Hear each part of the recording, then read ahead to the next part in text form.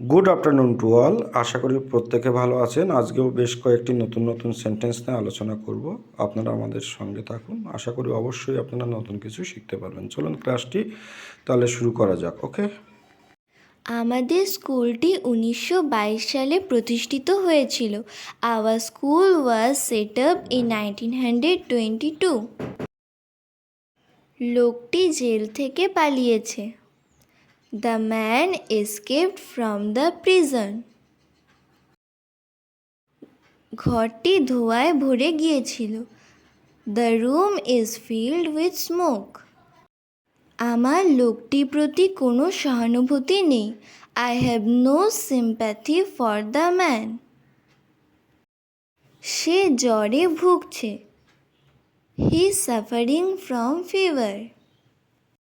সে আমার তদন্তে কোনো উত্তর দেয়নি। He did not reply to my enquiry.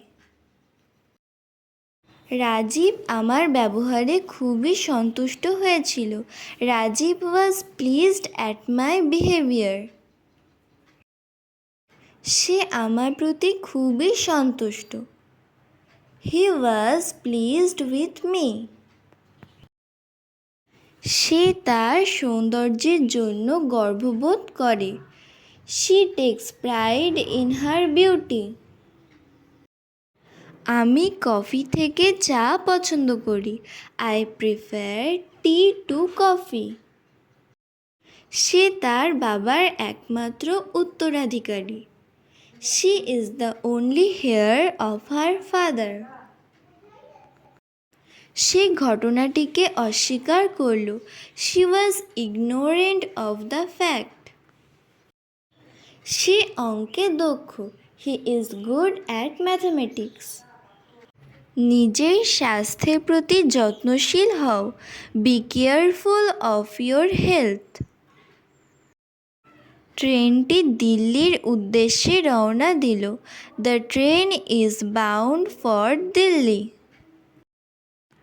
আমি বাড়িতে বসে চা খাচ্ছিলাম। I was having tea at home. ছোটোবেলার আনন্দ আমি এখনও মনে করি। I still remember the joys of my childhood.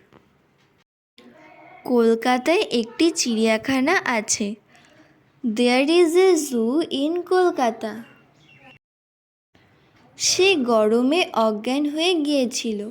She was fainted due to hot. তাহলে আজকের মতো এখানেই ক্লাসটি শেষ করলাম। ভালো থাকবেন সবাই। আপনাদের দিনটি শুভ যাক। Have a good day.